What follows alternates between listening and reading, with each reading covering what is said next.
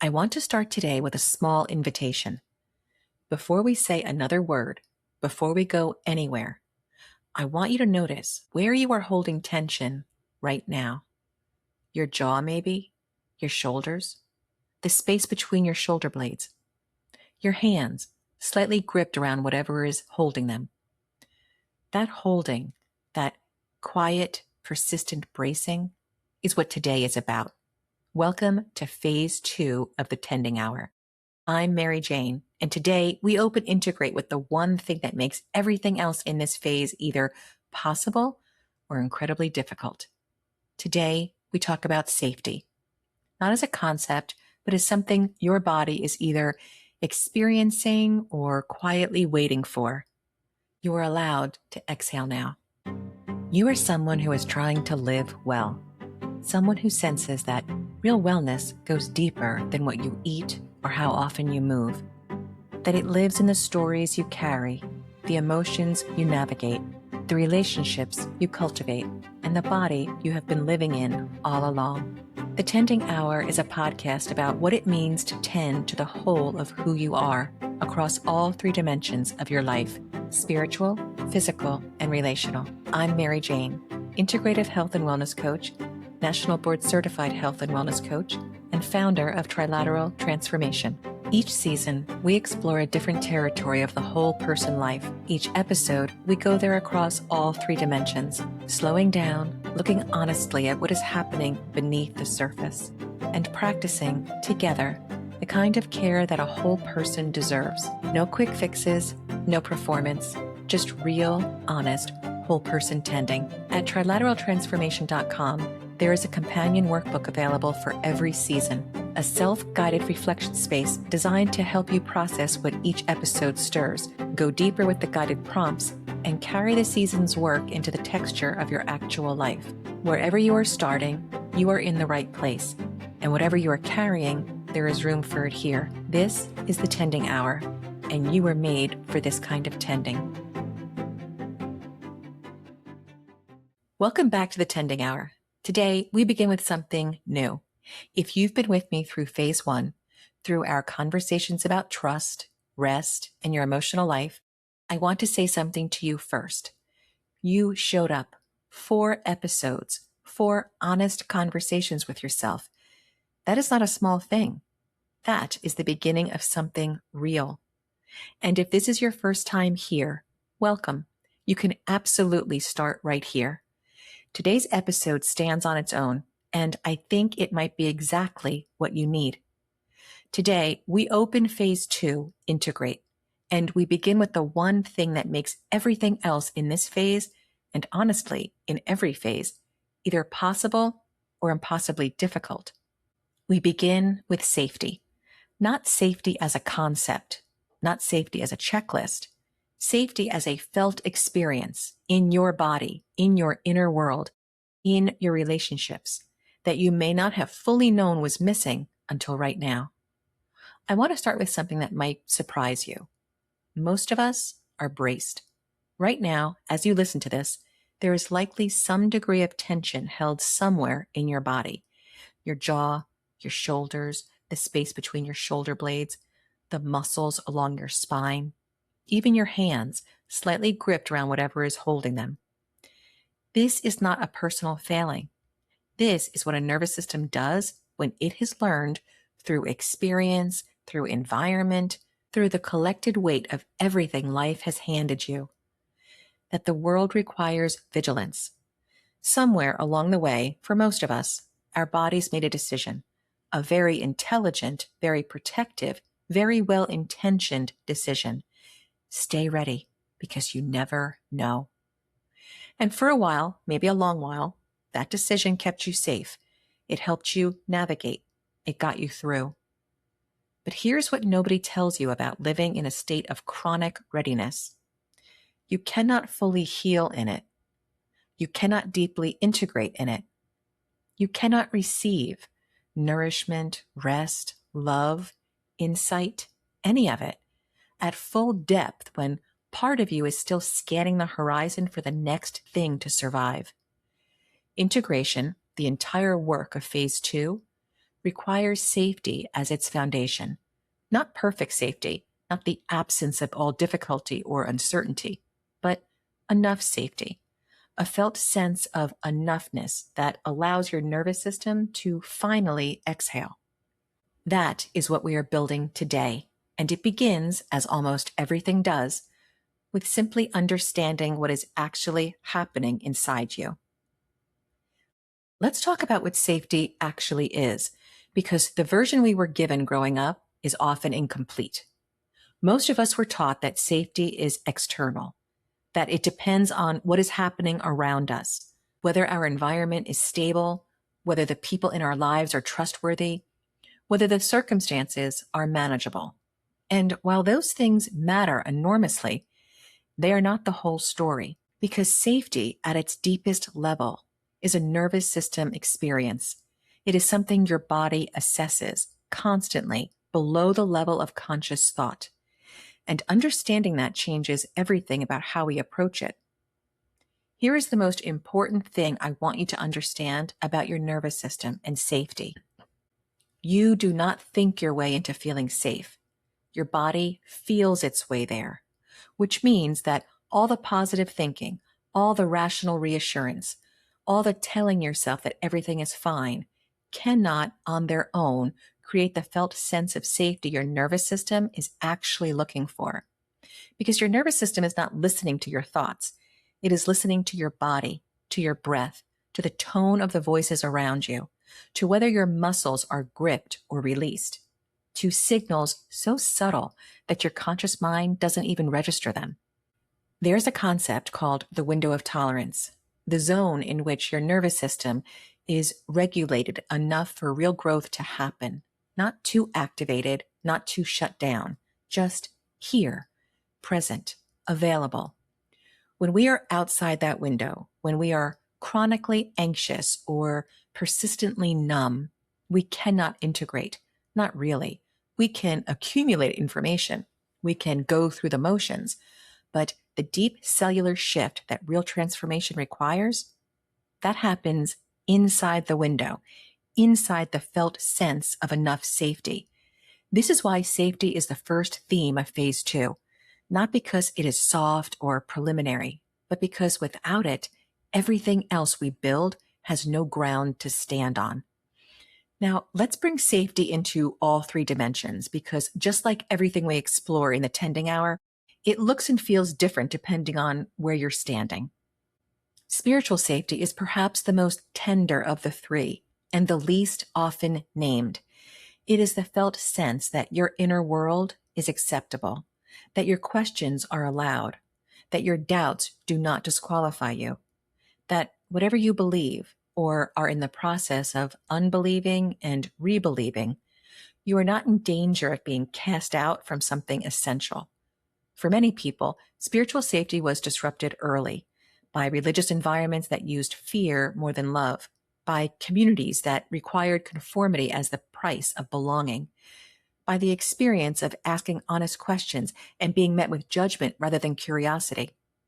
If that is a part of your story, I want you to know that what you are building here in this work is a spiritual home that belongs entirely to you, one that does not require you to make yourself smaller to fit inside it. Spiritual safety means trusting that your inner life, your questions, your knowing, your evolving understanding of what is sacred, is valid, is welcome, is yours. And it means creating practices that reinforce that trust, not performances of spirituality, but genuine moments of contact with whatever centers and restores you. Moments where your nervous system can feel, in the deepest sense, that you are held. Physical safety in the context of wellness is the experience of feeling at home in your own body. And for many of us, that is not a given. Bodies that have carried chronic stress, illness, trauma, or simply the gathered weight of years of being pushed past their limits. These bodies often do not feel like safe places to inhabit. They feel like something to manage, something that keeps failing or surprising or betraying us. Something we are in relationship with combatively rather than tenderly. Physical safety begins with the radical act of treating your body as an ally rather than an obstacle. It means noticing, without judgment, where you hold tension and being curious about what that tension is protecting. It means creating physical environments that signal rest to your nervous system. Soft light, gentle sound, temperatures that feel comfortable, spaces that allow your body to release its guard. It means moving in ways that feel restorative rather than punishing. Eating in conditions that allow your body to actually receive nourishment.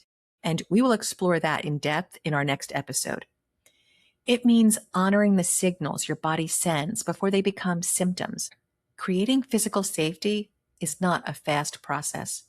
Your body has been keeping its own record of every time it was pushed through exhaustion, every time it was in an environment that required it to stay small or stay ready.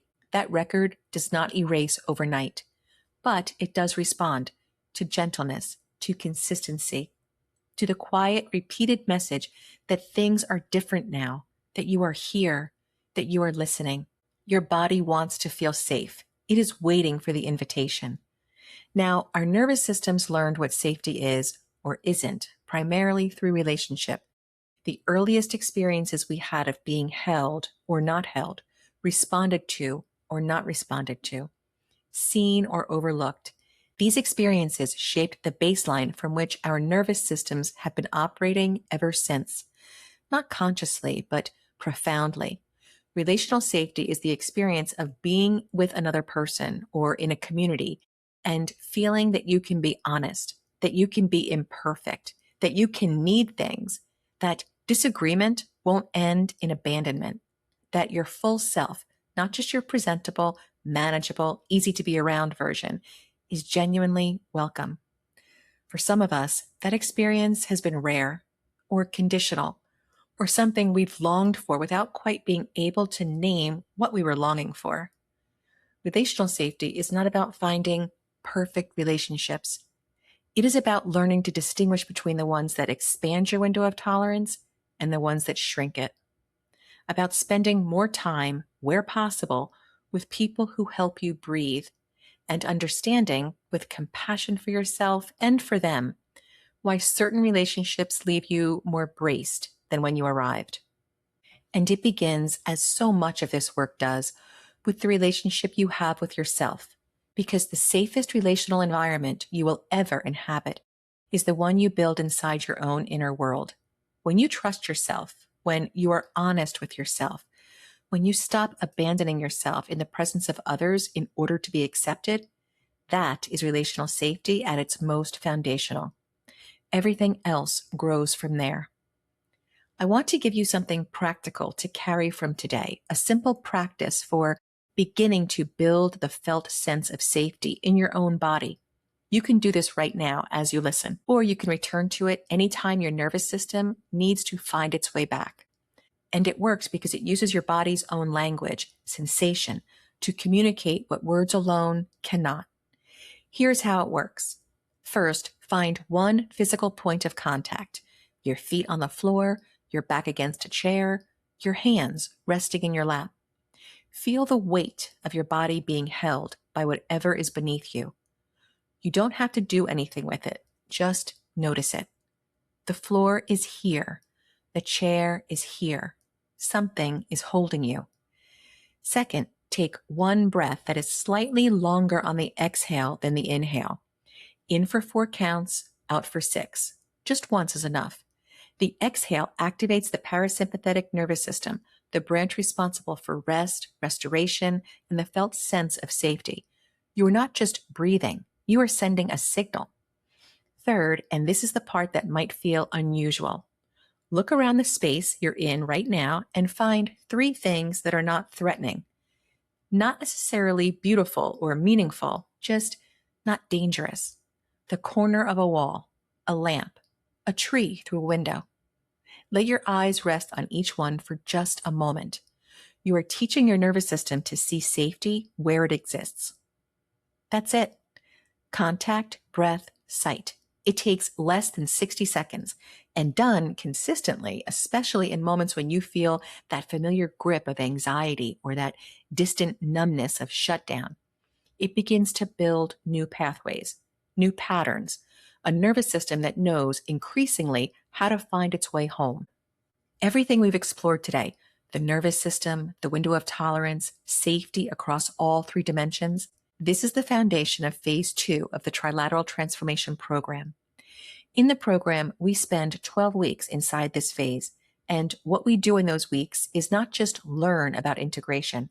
We create the actual conditions for it to happen, week by week, dimension by dimension, at the pace your nervous system actually needs, not the pace our productivity culture insists upon.